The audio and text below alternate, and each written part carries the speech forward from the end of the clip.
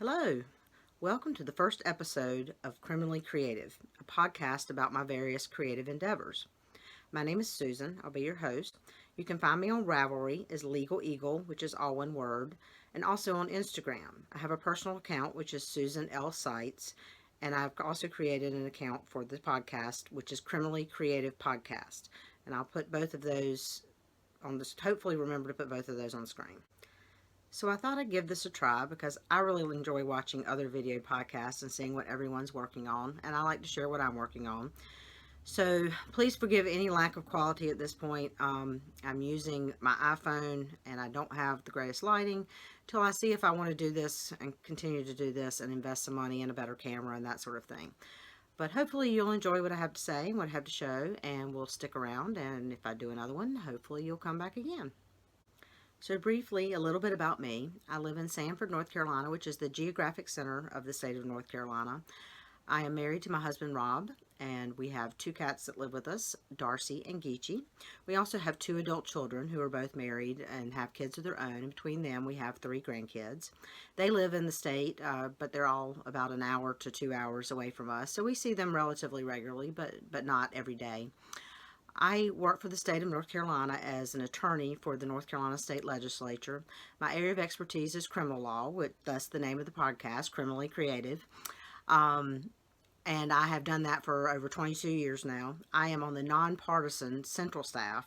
So basically, what I do is help write the laws, primarily in the area of criminal law, motor vehicle law, and alcoholic beverage control. Um, but because of where I work, you will not hear anything political or partisan or anything like that on this podcast. I have to maintain my nonpartisanship. So this will be all about the knitting and the fun and the crazy things that me and my knitting friends get up to sometimes and anything else I come up with. So this podcast will be all about my creative endeavors, knitting and spinning, and all the other crafty things that I like to do. I like to tease my husband that I am accumulating all the crafts and all the equipment so that I am fully entertained in retirement, which is only about 7 years and 9 months away.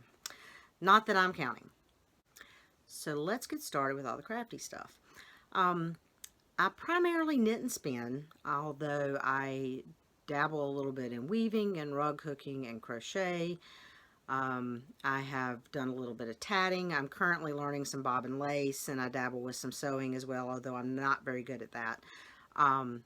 So basically, if it's craft related, it has anything to do with yarn, string, thread, or fabric, I'm willing to give it a try. So I may be talking about any or all of those things. Oh, cross stitch, forgot about cross stitch, do a little bit of that. But primarily a lot of what I do is knitting and spinning, and that's mostly what I'll be talking about here. I have played around with kind of criminally related names for segments of the podcast, and so I may throw a few out here and there. I'm not sure if they're going to stick because, quite honestly, they sound a little cheesy to me, but, we'll see what happens.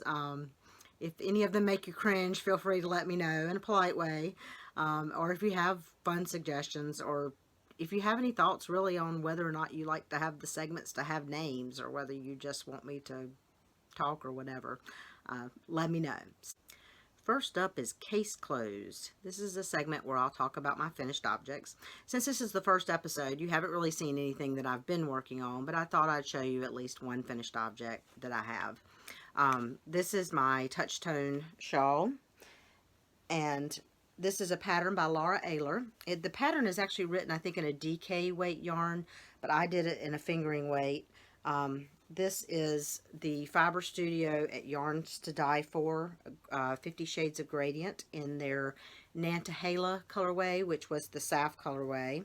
And as you can see, it goes from kind of a gold to an orange, burgundy-ish red. You'll find I'm not a big fan of red, but I can do it when it has a burgundy tone. Kind of a brownie, and then to a light gray and teal. And the great thing about this pattern, like I said, even though it's written in a DK weight, it really can go with just about anything. I did knit this 2 pattern. However, I did add about 10 extra garter ridges at the end just to use up most of my yarn. I knit this on a US 4 3.5 millimeter needle, and I've really enjoyed it. It's really kind of lightweight and everything. And I apologize if I keep kind of looking down. I've got notes because I'm not really used to this yet. So the only other, I usually like to wear these shawls like this, basically just kind of around my neck with the ends draping. The only other little finished object is, like I mentioned, I'm learning to do bobbin lace. So I thought I'd show you my one little piece of bobbin lace that I've done. It's just kind of a little bookmark. And that's just kind of 3 of the stitches of bobbin lace.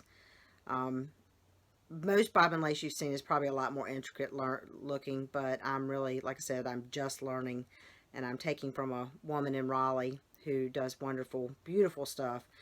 And this is just something I've always wanted to learn. I'm kind of on a mission to eventually learn all the lace techniques. I knit a lot of lace, and you'll see a little bit of that a little bit later. But as I mentioned, I also do a little bit of tatting, and I'm learning bobbin lace. Eventually, I'd like to learn hardanger, and maybe a couple of other styles of lace. Which is kind of ironic because I'm not a lacy person. I'm not a frilly dresser. I'm much more a t-shirts and sweatshirts type of person. I have to dress up professionally for work, but as soon as I get home every day, the sweatpants and the t-shirt and the sweatshirt go on. And as you can see, my hair goes up in a ponytail. If you catch me on a work day during work, I usually have my hair down, but as soon as I get home, I'm ready for it to be off my face. So, anyway, so that is all the finished objects I have to show this time. And so we will move right into what I'm calling Court is in Session, which is my works in progress. And I'm realizing that I'm looking at the wrong place on the camera. So if I seem like I'm looking off to the side, again, apologies. Hopefully I will get better at this as things go along. So one thing about me is I am not a monogamous knitter. At any given time, I usually have at least 12 to 15 projects that are in progress. 4 or 5 of those are usually, or right now at least, are kind of scrap project blankets that I'm doing with sock scrap. So they are extremely long-term projects. It will be 3, 4, 5, maybe more years before I'm done with them. So you'll only see those when I've actually done something between podcasts on them. So I thought I'd show you the projects that I have actively been working on for the past 2 weeks. And that's probably what I'll do. It's just whatever I've been working on between podcasts is what I'll talk about each time, rather than showing you every single project that I have on the needles if I haven't done anything on it. So one thing I always have, pardon me while I reach down for my bags, I always have socks, usually on the needles, because that's what I carry around in my pocketbook, because it's so easy to just do a row or a few stitches even and stop in the middle. So my current socks I have in a Jan Smiley bag. She is Jan B. Smiley on Etsy. Jan is a friend of mine, so I have quite a few of her bags, and you will probably see those. She also puts on a retreat twice a year called Carolina Fiber Frolic up in Sapphire, North Carolina, that I usually go to. In the fall, it is literally just a retreat, hang out and knit and socialize. In the spring, she offers classes and usually brings in 2 or 3 instructors, usually well-known instructors, to offer a variety of classes in knitting, spinning, sometimes weaving, sometimes dyeing, other things. It varies. She tries to vary it up because it's a smaller group of people. I believe 40 or 50 in the fall, and maybe a max of 60 or 70 in the spring. I'm not sure the exact numbers, but anyway, so I also have from Jan Smiley what is called a poke me knot, which my needles go into, and this just keeps, it keeps needles from poking through the side of the bag, but it also keeps stitches from sliding off the end on projects where the needles are a little closer. I am a dedicated 2 at a time sock knitter. So, except when I'm doing, say, colorwork socks, I will always do my socks 2 at a time usually. Almost always toe up. And I knit them on 2 circulars. I am not a fan of magic loop. I find it too fiddly, the shifting all the time of needles. 2 circulars to me is so easy. You just knit across one needle, you turn it around, and you knit across the other needle. So, and almost all the time when I'm just doing vanilla socks, I do a Fish Lips Kiss heel.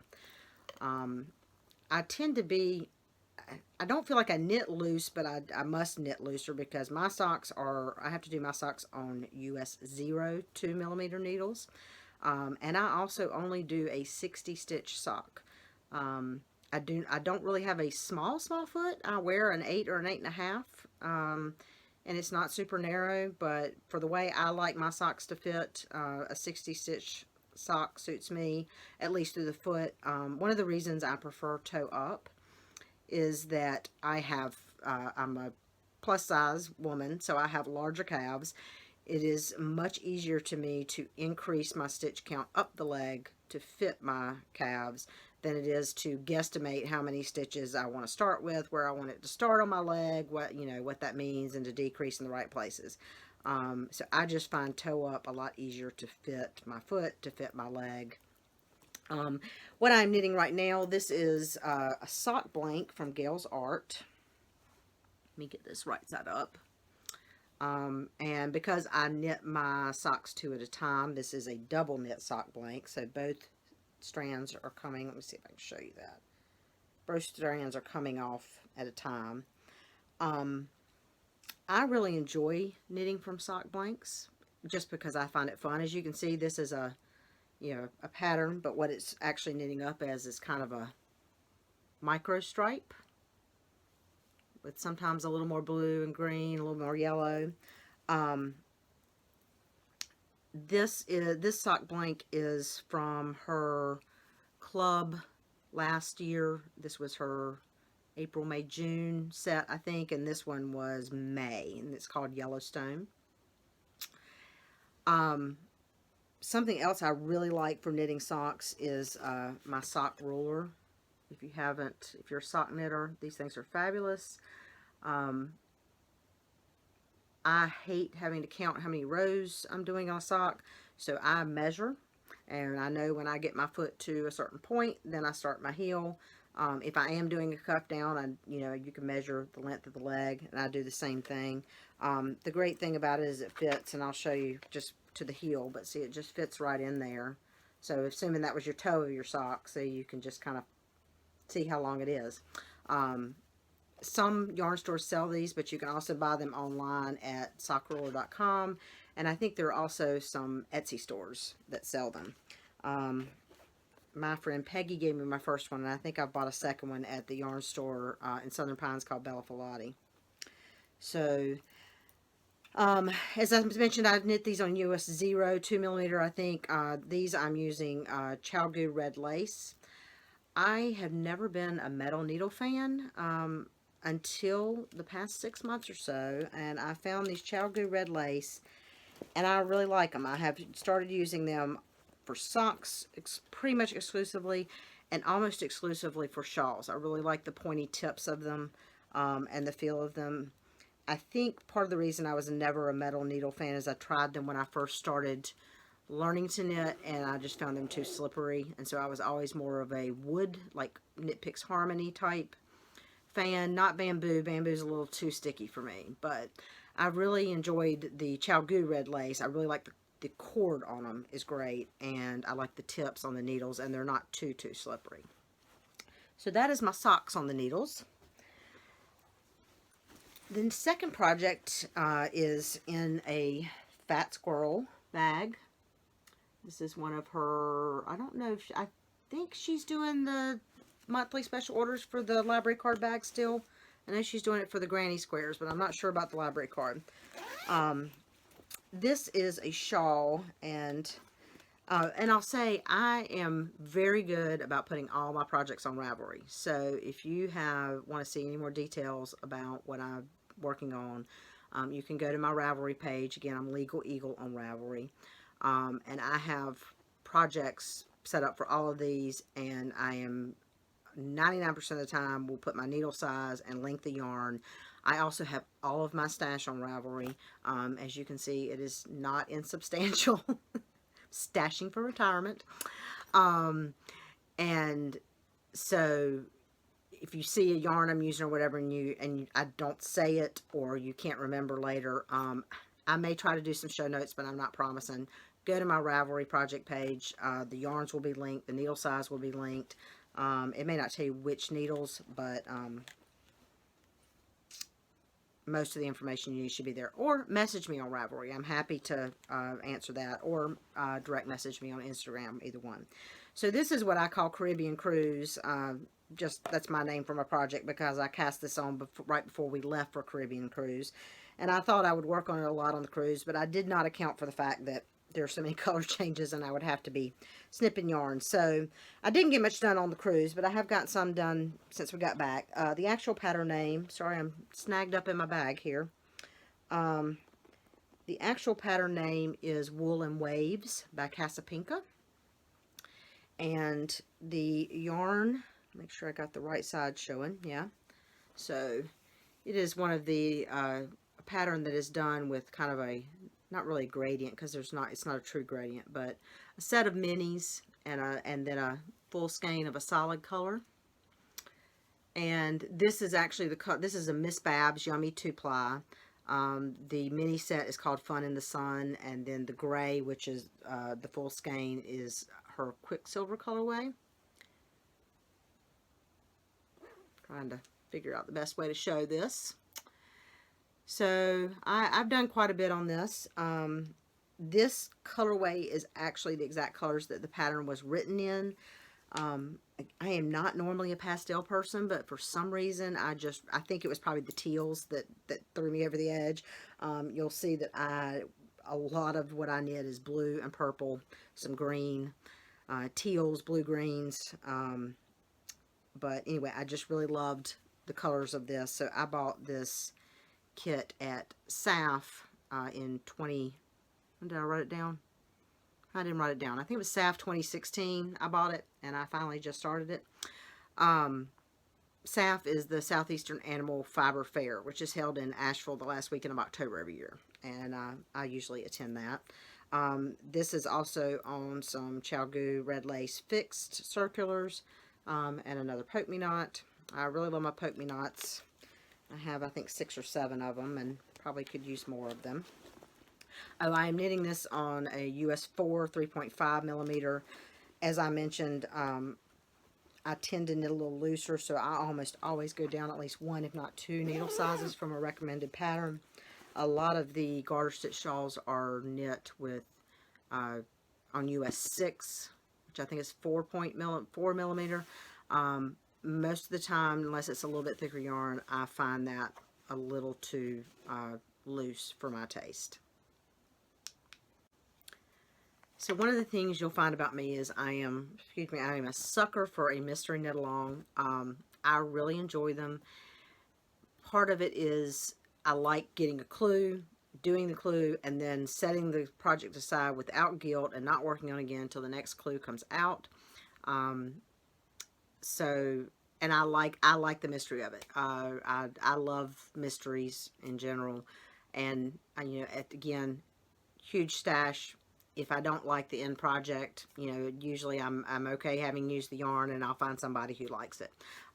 So right now I'm doing 2 mystery knit alongs, and the last clue for both of them has just come out, and but I haven't started those clues.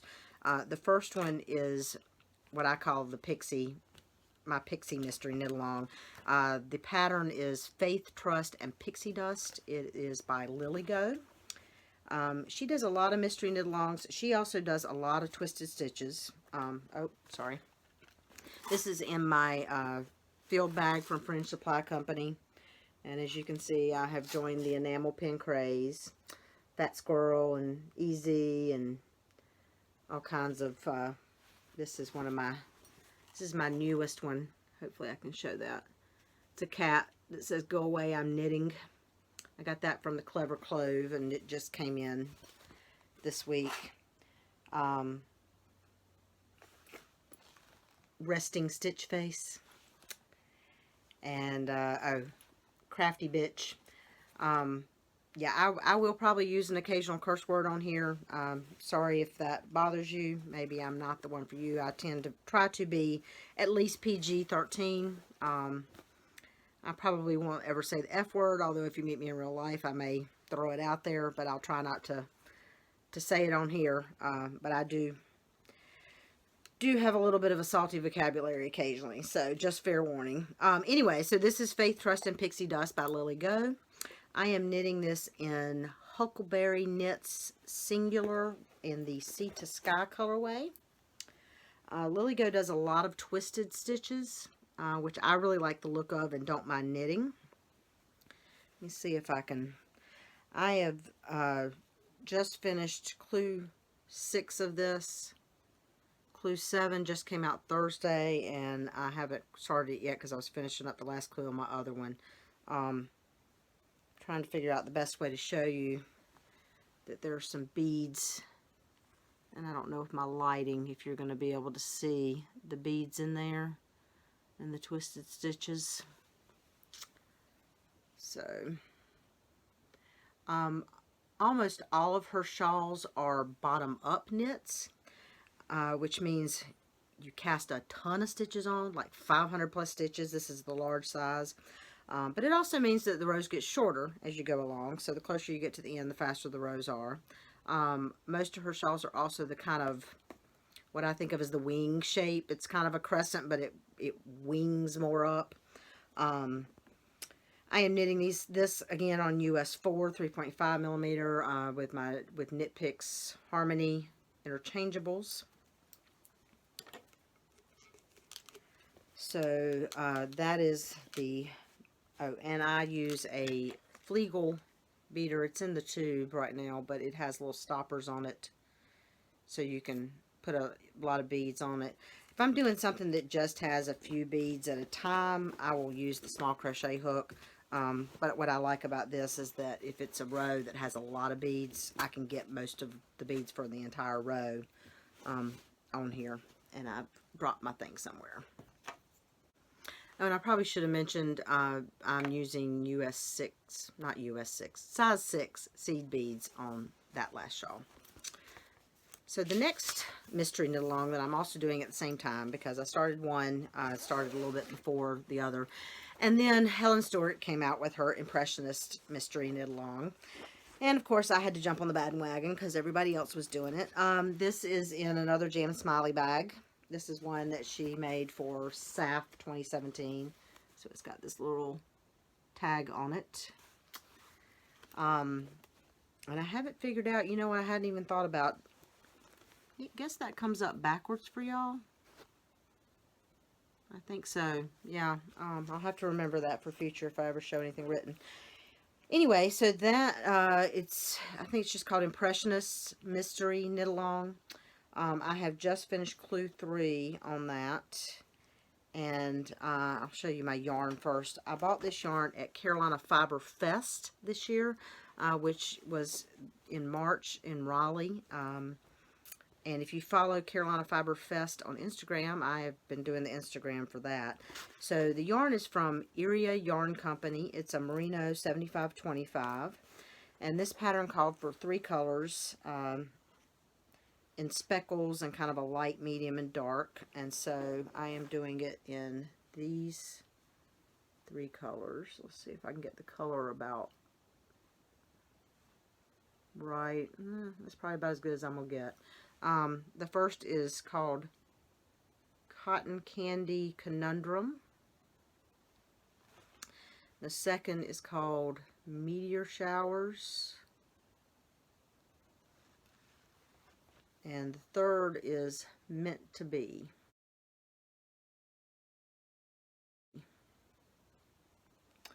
So what I really like about this shawl is it's intended to not be stark contrast, but to kind of blend together, kind of in the fade concept, but a little bit different. I ran out of Poke Me Not, so I'm using a whip minder. This is actually made by my friend Anne, who is Dazzling Dragonfly on Etsy. These are designed for DPNs, but I find that they work just fine for circular needles if you just stick both ends in up there crisscrossed underneath. If you cross them like that, and then put the whip minder over and make sure they're under the things.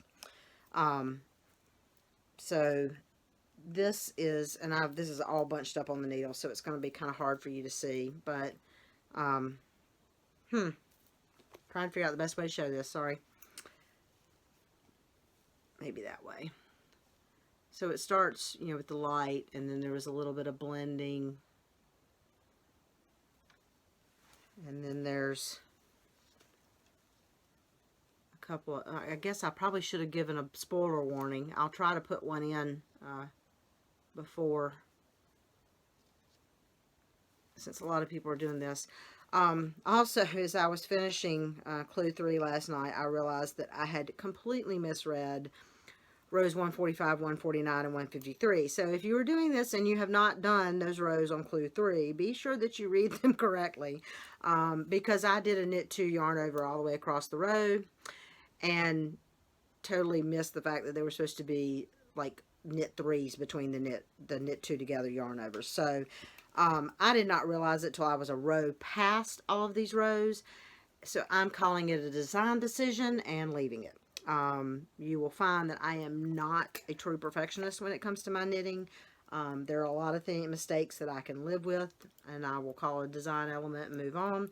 There are other things that bother me enough that I will rip them out. I'm not above ripping stuff out and starting all over again if I've really messed up or if I just don't like it. We did a knit along with the Carolina Fiber Frolic when everybody did that Veronica kind of big sweater that I loved. I loved the pictures of it. I loved my friends that made it. I loved it on them. And I actually did not dislike the one I knit, except that even though I got exact gauge and I knit the size that I should have knit, I think, the thing was gigantic on me. And I hear my husband coming in. So this may be a little disjointed. I think I was talking about the Veronica cardigan that I knit and ripped out because it was gigantic, and then my husband came home, and so I stopped it, and now I don't remember exactly where I was, and I'm a little too lazy to go back and figure it out. So hopefully I'll splice something together here that works. But anyway, so what I was saying is I'm not afraid to rip stuff out if, you know, I really don't like it. In that case, I loved the yarn. I wanted to reclaim it. I was never going to wear the cardigan, and it was way too big for me, so it was definitely going to be way too big for any of my friends that would have enjoyed it. But at the same time, when I do something like what I did with this one, where I accidentally did knit 2 together yarn over all the way across the row instead of knit 3, knit 2 together yarn over all the way across the row, I can live with that. I had to make a minor correction to my stitch count and, you know, going on and calling it a design element. So anyway, so that's the last mystery knit along that I'm working on right now. I'll show you in a little bit. I'm actually getting ready to start another one probably next week, but I should be done with those. The last clue for Pixie came out on Thursday. The last clue for the Impressionist just came out today, and so I'll get both of those started and hopefully done in the next week. So by the next time I podcast, hopefully I'll be able to show you finished objects for those. The last thing that I'm actively working on right now is my youngest niece, Caroline, is getting ready to have her first communion. And so I am knitting her first communion veil. She has 2 older sisters, Maddie and Caroline. No, Maddie and Kate, excuse me. Caroline is the one that is doing this now. Maddie and Kate, who are a little bit older, and I knit veils for them. And if I remember, I will insert pictures of those here.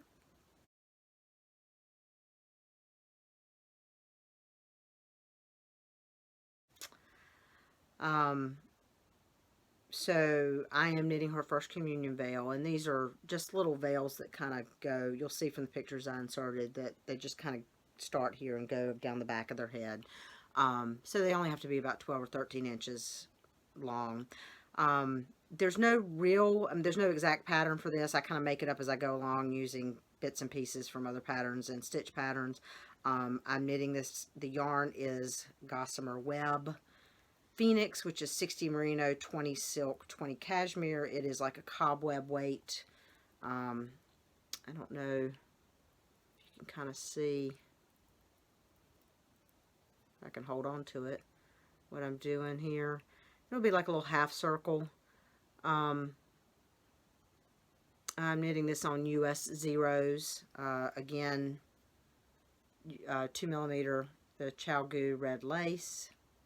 One thing I do really love about the ChiaoGoo red lace is they have the mini interchangeable sets, so I can get the smaller needles interchangeable, which is fabulous because I do a lot of lace knitting, and a lot of the lace I knit is on 2s and 1s, and well, I say I do a lot of lace knitting. I haven't knit a lot of lace in this size lately. The past couple years, I've been on a little bit different kick with all the lovely fingering weight shawls, but I like being able to get the smaller needles, but interchangeable, so that I can change my cord sizes, because it's really frustrating to start the beginning of a circular shawl and you've got just a few stitches and you've got this huge giant cord, because you know you're going to need that huge giant cord eventually.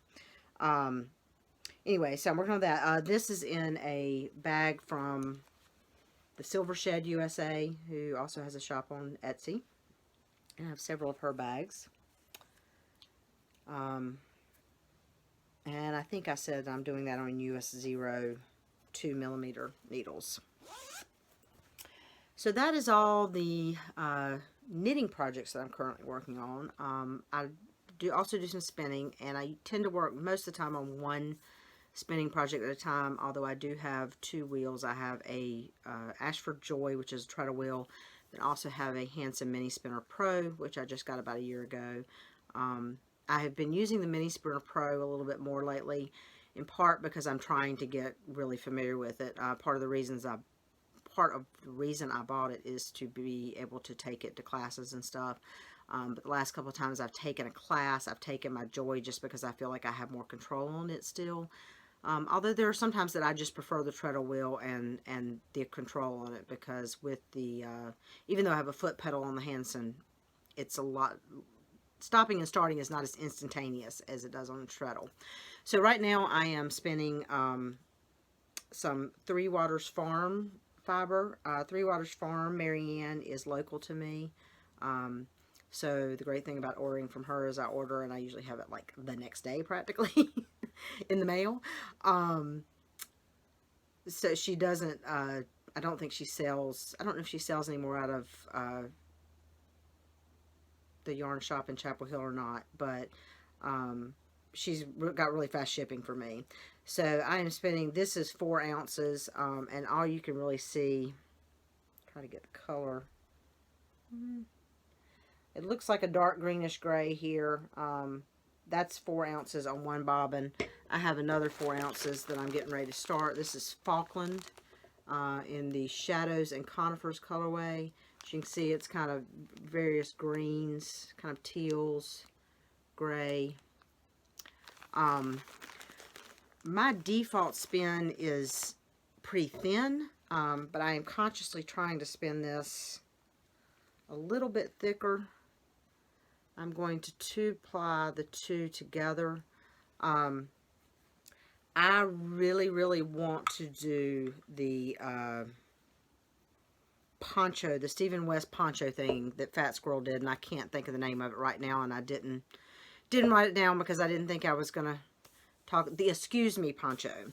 I really want to do that in a similar way to what the Fat Squirrel did, where one side is hand spun and then the other side I have actually right here 2 skeins of Miss Babs Yowza in like one in a similar tone of blue but 2 shades that I bought at Saf. And my plan is to use that for one side and a mixture of colors of hand spun on the other side. But because my default spinning is thinner, a lot of my hand spun yarn that I already have is closer to fingering weight, and so I've been consciously trying to spin some braids into a more worsted weight so that that would kind of blend with that color and look good, so that I can eventually get enough to do one of those big Excuse Me ponchos. It's not usually cold enough in North Carolina to wear a lot of heavy knit stuff, but with the poncho, I think it'll be very versatile, and I can wear it, you know, because it'll just on and off over the head. So anyway, so that is all of my works in progress, and we'll move on to the next segment. So the next segment is what I'm calling Discovery, which is going to be things that I'm either planning to cast on soon, or thinking about casting on, or debating, or looking for yarn and everything. As I mentioned, I really like to do mystery knit-alongs. The 2 that I'm currently doing are about to wrap up. I'm probably going to finish those in the next week, which is a good thing because I found another one that starts next Friday, I think the 27th, and it is called Addition by Subtraction.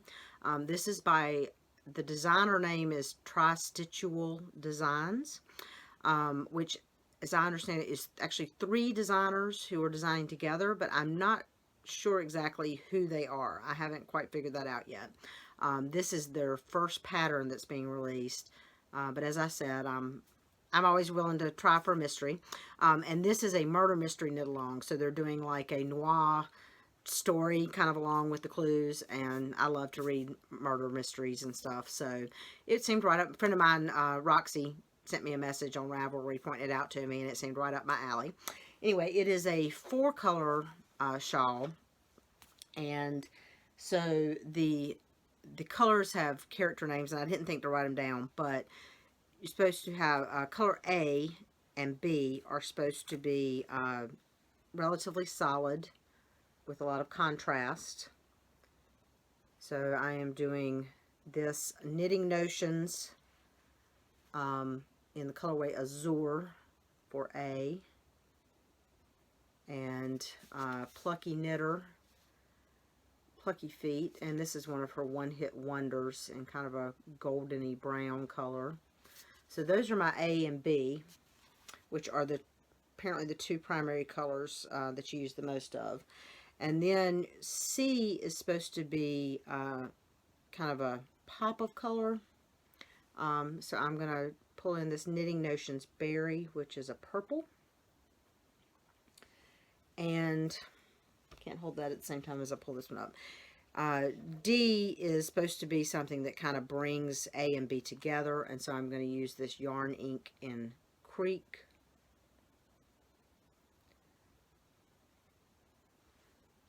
See if I can get all 4 of these up here together. So that's my plan for the knit along.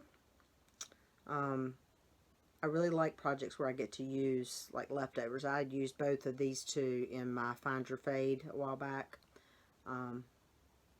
So I'm looking forward to starting that. I need to get these 2 wound up. Oh, I'm going to backtrack for a minute because I forgot to show you when I was showing you Caroline's Veil that I'm working on, where I get some of my stitch patterns for those types of things. This book is called The Hopsala Shawl. It's a Estonian knitting book. I really love these beautiful stitch dictionary hard books. I love history. So I really love the books like this that give you the history of the style of knitting, or the history of the patterns, or that sort of thing. I have just bought Susan Crawford's new vintage Shetland book, and I haven't had a chance to really look through it and read it yet, but it may show up on a later podcast. But the lace pattern that is going down that I'm using right now is on Caroline's Veil, excuse me, is and this may be a case where things show up backwards, but it's twig pattern with a single line 2. That is the one I've been using. Whoops, sorry, shouldn't be showing the chart, but hopefully none of y'all got that too. And I'm actually have just I needed to add a few stitches to that. So I'm now converting over to this twig pattern with 2 lines for a repeat or so before I start the border, because I needed something with a little bit wider pattern to give me more stitches across so that it wouldn't be too stretched when I block it out. So yeah, so that's where I got those. Like I said, I really love lace for some reason, even though I'm not a lacy person in general. I just love the technique. I think it's the history. There's a lot of history in lace, and there's a lot of history in Fair Isle and things like that, but I just really, so I love that book. Anyway, so the Mystery Knit Along I'm getting ready to start next week. Other than that, I'm really trying hard not to cast on anything else because I have some things I need to get done. I started a pavement sweater like a year ago, and I am on the sleeves. And even though it's starting to get too warm and I probably will not get to wear it this year, I am determined that that has got to get finished. So I'll hopefully show that next time, either finished or actually working on it. So I need to finish that. And I also not made the mistake, but a coworker of mine has a commercially knit sweater that she has worn to death. The elbows have worn out. She has patched the elbows, and that's wearing out. And she asked if there was anything I could do to fix the sleeves on her sweater. So, kind person that I am, I agreed to re-knit the sleeves on her sweater. It is a commercially knit sweater, but she does not want to find a new sweater. She loves this sweater. And so I have found yarn that will be a match enough.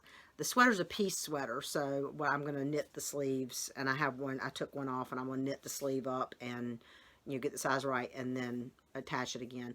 I have not started that yet. She gave me that back in the fall and asked that I have it done, if I could have it done by the time we start session this year, which is May 16th.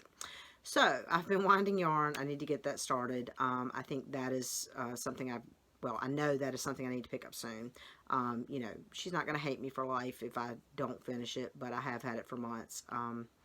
I really don't enjoy obligation knitting. I don't mind knitting for other people. I just don't like having deadlines because, just typical when you feel like you got to work on something, that's when you don't want to work on it.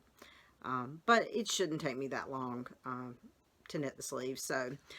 So other than casting on the new Mystery Knit Along, which is the only thing I'm kind of letting myself cast on next week, I am not casting on anything else until I have finished the sleeves on the pavement sweater and I have finished the sleeves on that sweater for Christine. And then after that, there will probably be some new cast-ons, despite the fact there are also several other sweaters still in the needle. But anyway, so that's all I have for really the crafty, knitting, spinning type stuff today. But one of the other things I also enjoy a lot is reading. So I thought I would include a segment that I'm going to call Book Briefs.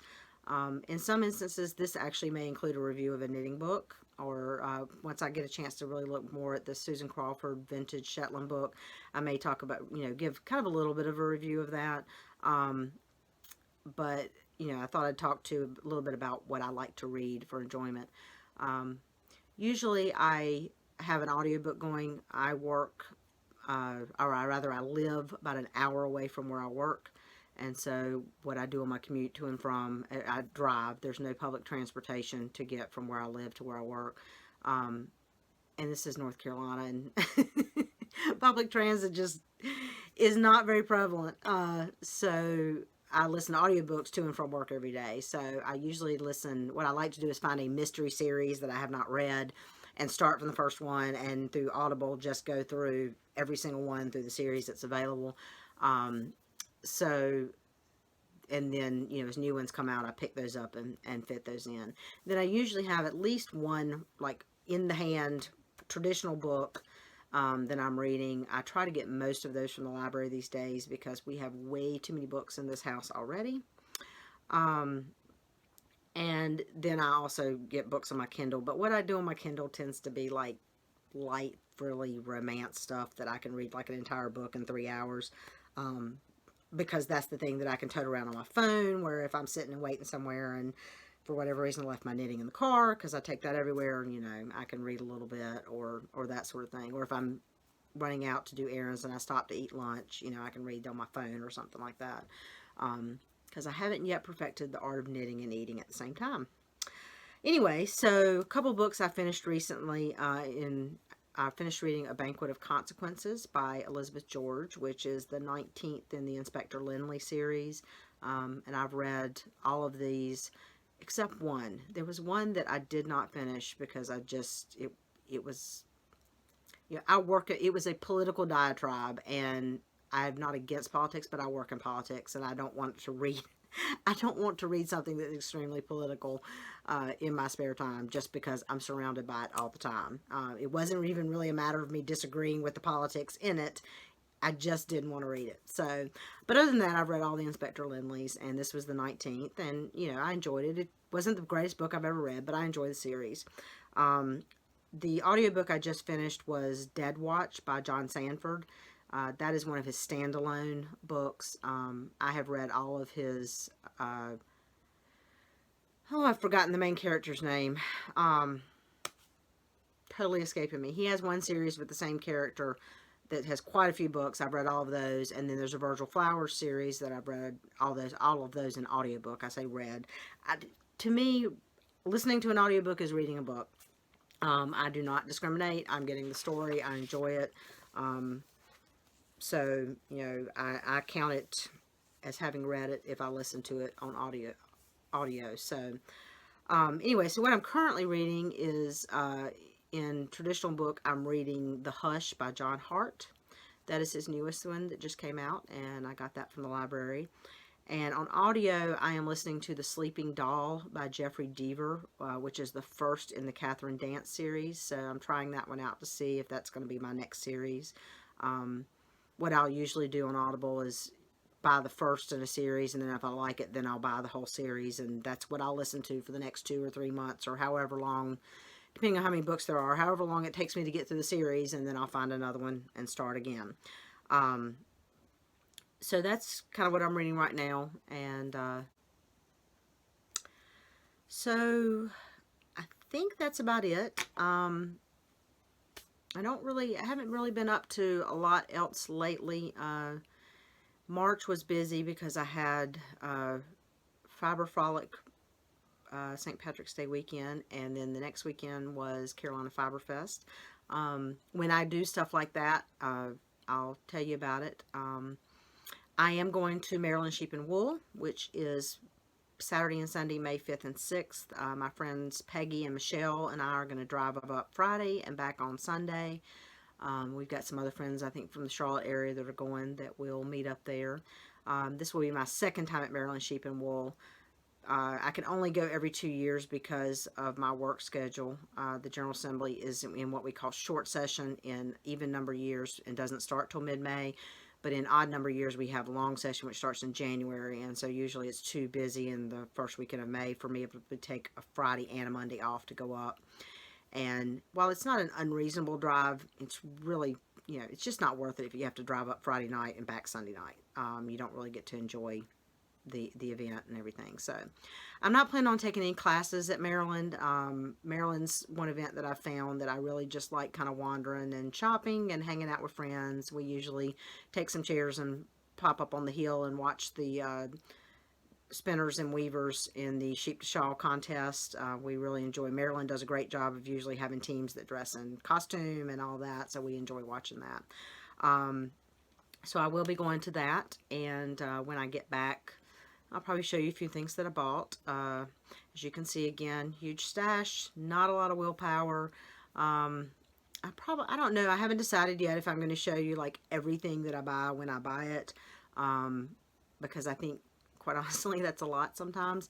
But I'll probably show you some things here and there as I buy them, and otherwise you'll see some things, as I use them. And, for Maryland, I'll probably, insert a picture or two maybe of the whole thing together, but not like individually show each and every item. So, anyway, so I think that's about it. Right now, my plan is to try to do this about every 2 weeks.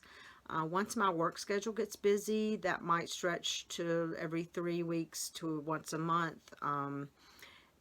Just the nature of my work is that a lot of portions of the time during the year, I end up working, from 7 o'clock in the morning till midnight for 2 or 3 weeks in a row, and then it eases off, and I have a much more normal schedule.